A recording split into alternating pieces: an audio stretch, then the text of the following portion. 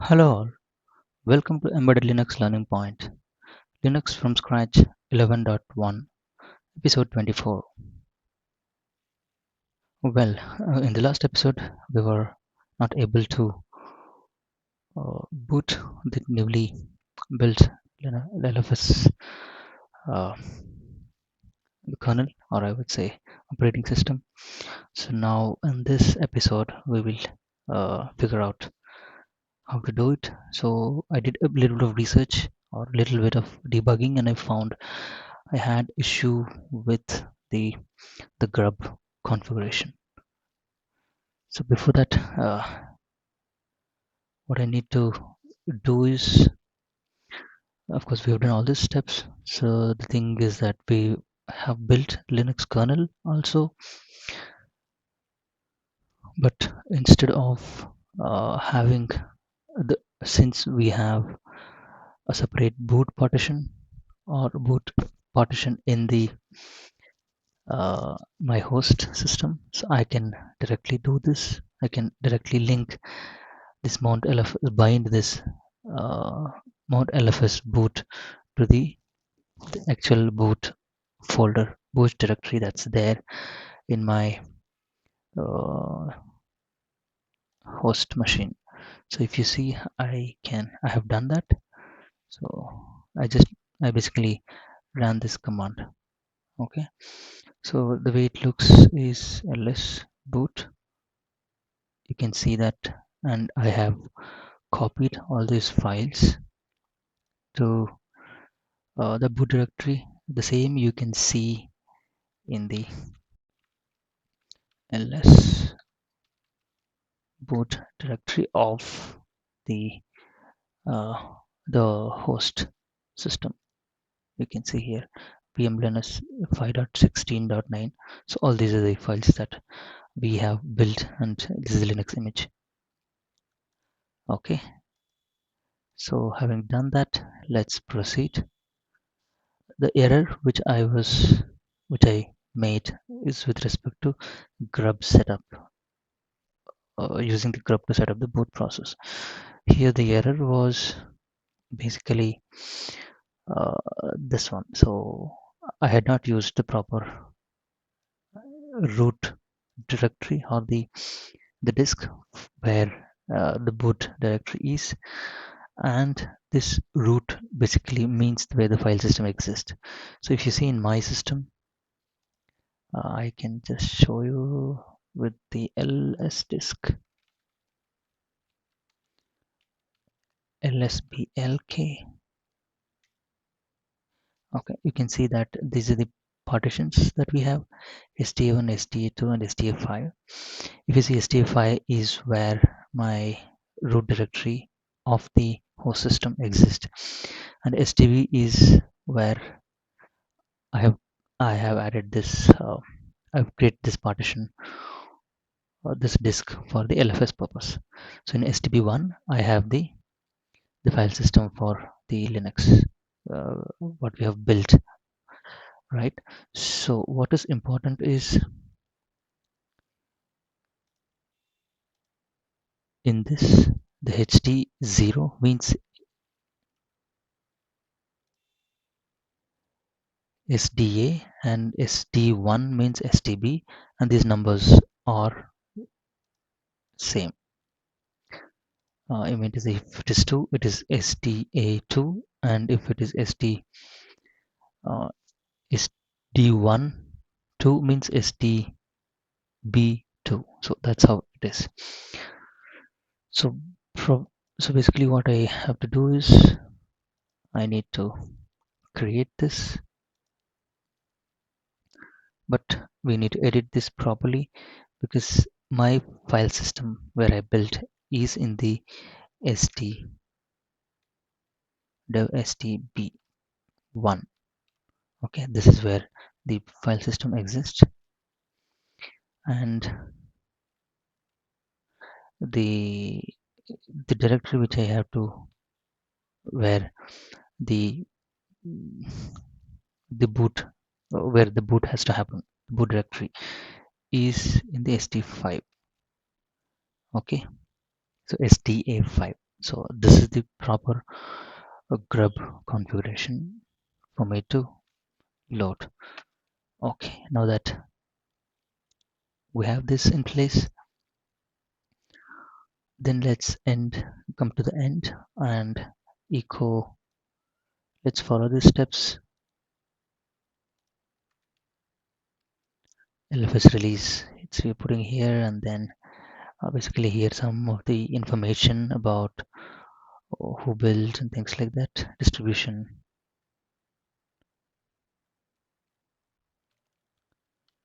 Okay, so let me say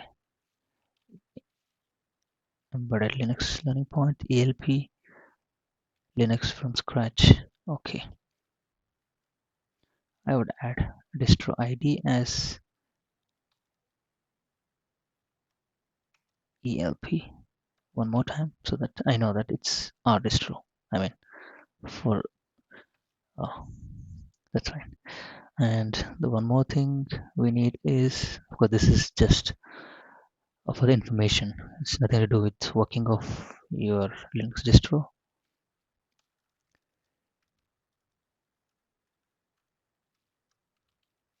ELP and Linux from scratch 11.1 name is Linux from scratch ELP. Okay, that's great. So now what is important is we need to reboot the system. Okay, oh, that's fine. Let's not get into this. Then I do have to log out from the chroot, and then we need to unmount these file systems. Of course, we don't have many of them, or most of them, I would say. It's not mounted. This is also not mounted.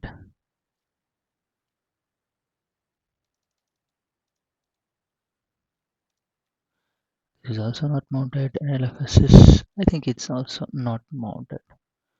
Okay, because these are virtual file systems which I think we have not mounted when we started.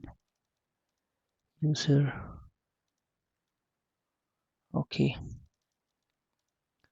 So I don't think so. We have this is okay. We need to unmount the LFS. You see, its operation failed. So looks like you need a sudo permission for this.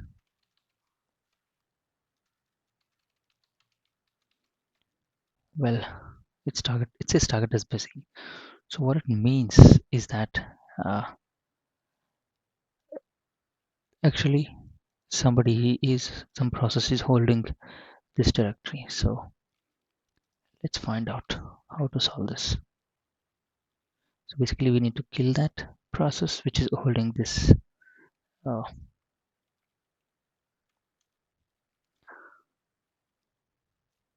okay, mount device is busy. Yeah, you can also use the if user. Okay, if user hyphen, there are some options here. You know, I've tried this, so I don't want to see UK. Say same as M option user POSIX compat build. K is kill. U is user. Okay, and something. Okay, I will. Okay, LFS. Okay, now it's killed. Okay, fine. So then let's try and mounting it. Will it work? Okay, so we came out of the normal LFS login user through chroot. So now we'll have to exit this. Then let's see if the unmount is okay here. Okay, need to use sudo. Okay, yes, this target is busy. Let's do this. If user hyphen c UK and LFS. Okay, I think it's already killed. Well, now that we will reboot. Let's, fingers crossed, see what happens. Let's just see. You can actually see the configuration, the GRUB configuration from the uh, host system also, because now we are basically we are using the host's boot directory to boot the uh, the LFS system which we have built. GRUB and GRUB.conf.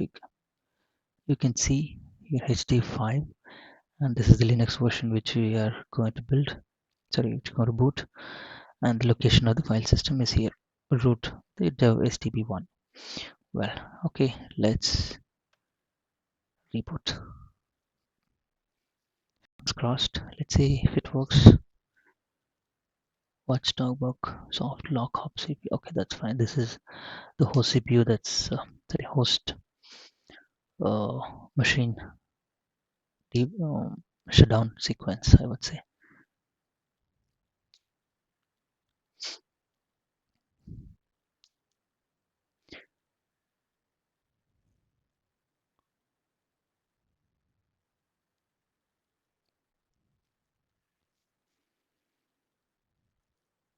Okay, you can see that. See, now the Linux 5.16.9 LFS is starting here. I think we the grub is basically the bootloader is trying to boot with that LFS, decompressing Linux. You can see the messages. I know it's fast. You're not able to follow. That's fine. So crng init done random. If you see a lot of things are okay. Starting edev 3.2, which we had built, you can see the root file system setting up Linux console is failed. Don't know why setting up Linux it's a failure. That's why enter to continue. It means that the unforeseen error. Okay, if you're able to track this error down to a bug in one of the files provided by the LFS book, please be so kind to inform us that at LFS user scratch unforeseen error took place in etcrc. Okay, the reason is something is wrong in this file, something with respect to the startup sequence. That's fine. Let's continue. So entering run level 3. Run level 3 also failed, bringing up the Ethernet interface. ETH0 doesn't exist. Yeah, I think because we have not configured it. You see, now we got the ELP LFS login. Now we're going to log into the system.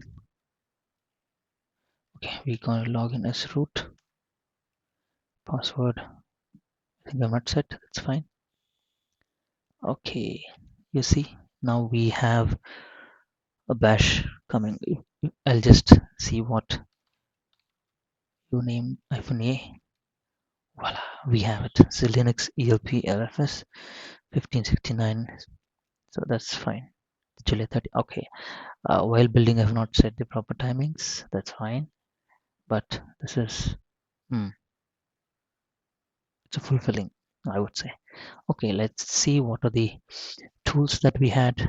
Let's first check the GCC version. Okay, it's this is 11.2.0 which we had built. And okay, let's compile something. Let's see if it works. Okay, we have installed vi, or we have built, basically we built from source code and then installed vim and vi. So okay, pwd, I'll go to current working directories root. We'll start from there, no problem. So vi is the editor, and the hello. We'll just write hello world. Okay,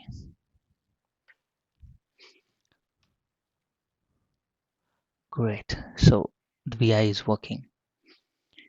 And let's go to insert mode with I, keyboard I, then hash include stdio.h. Okay, and then int main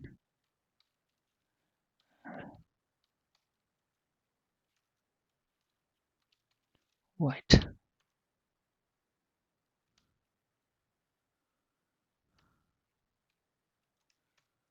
Okay, so printf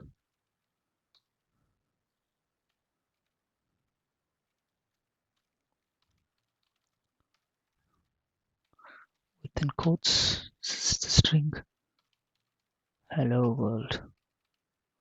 I know this is very trivial, but this is something very important for us to see if the GCC is working. Okay, hello world. Okay, maybe I'll just add world from ELP. Great. So let's escape and then give a command WQ for write and quit. Okay. Now let's see if we have the cat command. Great. You see cat is also installed and it's working. Let's build it. GCC hyphen O. Okay. With hello underscore ELP hyphen O is for what kind of output name that you want to give as a I mean what it should generate, the name of the file. And here hello.c oh, I'm sorry, you see, very bad. I did not terminate the it's fine,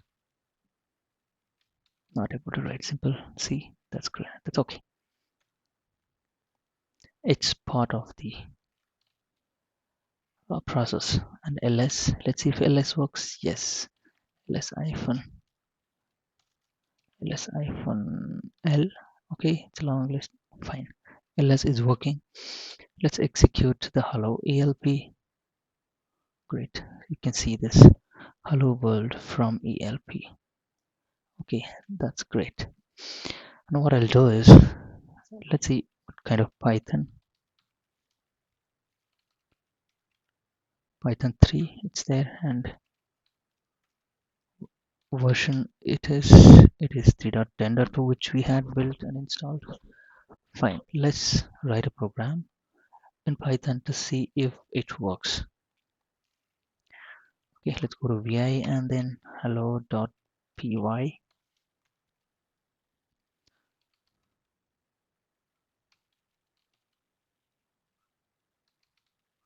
Print hello world from ELP. Okay, I think this is it. In Python, it's not as complicated as C, just one liner. Okay, let's go and see what is the content. Okay, then Python hello world.py. Yes, it's executed. That's great. So that means our programs are working.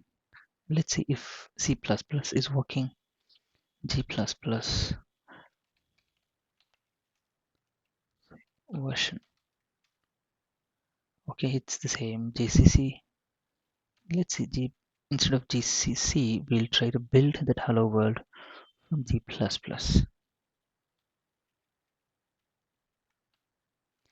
Let's see if it works or not. It's okay. Great, it's working.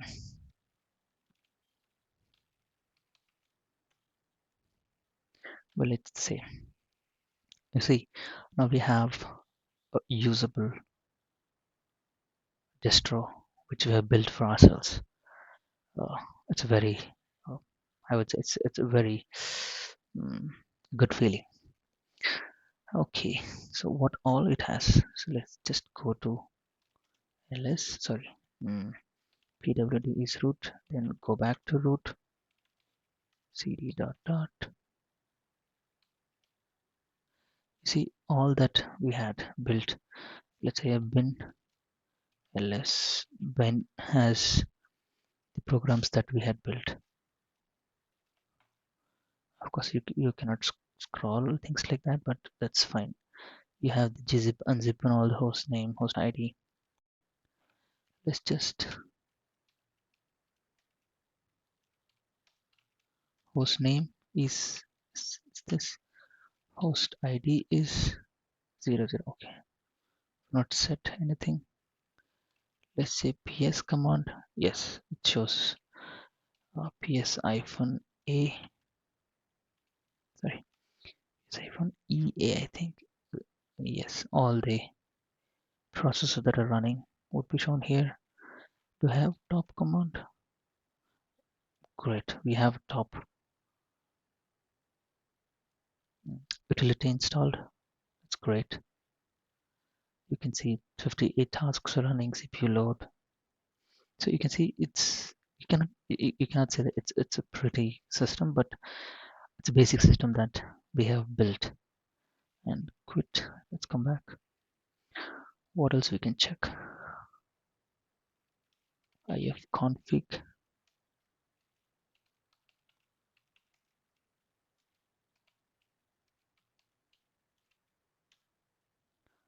Okay, ifconfig is not installed. That's okay.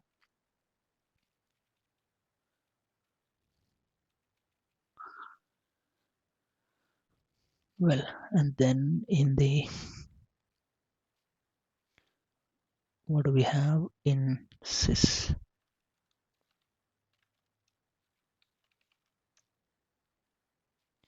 Block bus class device. Okay, what do we have in dev? ls dev. Okay, these are all the devices we have. Auto block stb sta. Okay, this is where you can see our system is able to detect sta1 to 5 b1 b2 all these things. So at least we can say that we have a usable system now. That's very good. What can we do? What more can we do here?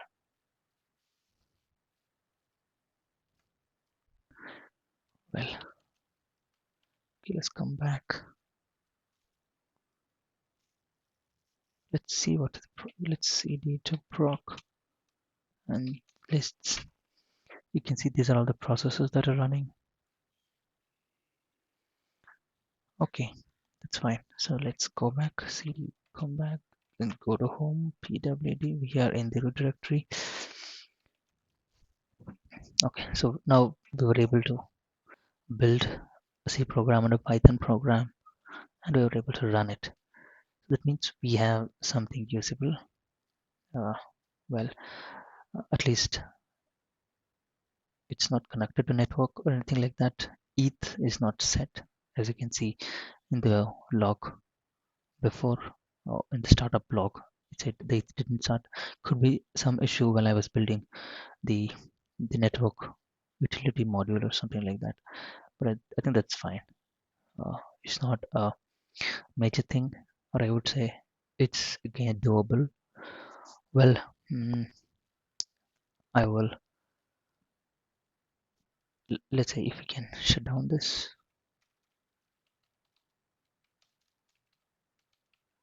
Shut down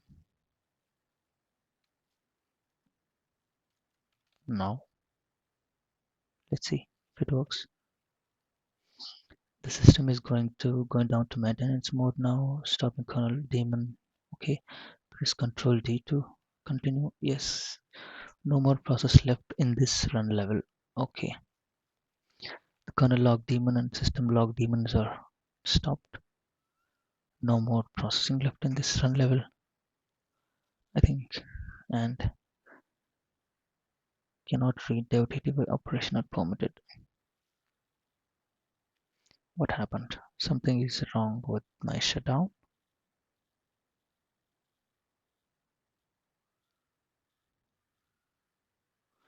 Okay, the broadcast message from root ELP August 5. Okay.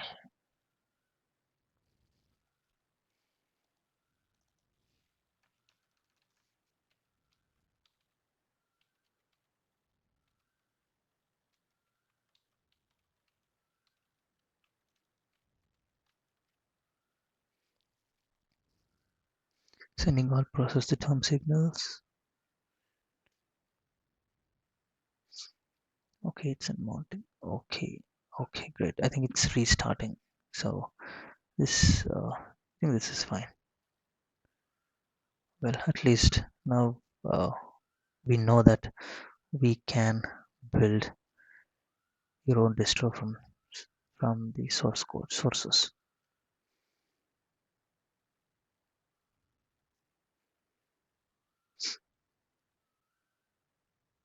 Okay, the mounting, it's basically restarted the system. I think the issue is with the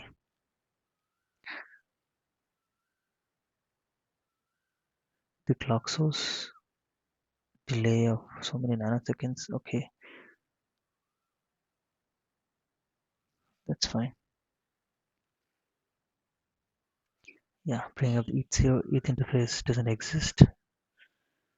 Could be because I'm using a virtual machine and I have not uh, configured the ETH probably. But anyways, you have this login, have a root, the password is okay. Okay, let's just okay, fine. The timekeeping watchdog on CPU 0, blah blah blah. Anyways, so this is what I've done. So basically we've done, we were able to build a Linux machine from scratch, and now that you see it's booting and it's working fine. So yeah, that's basically concludes this LFS. In future, if I get time, I will do BLFS, beyond LFS, which is not scope of this or this now. So thanks for watching. Please subscribe to this channel so you will see more videos coming up on the embedded Linux part. So and subscribe to the channel, leave a comment for any feedbacks or anything that you want to suggest. Thanks for watching.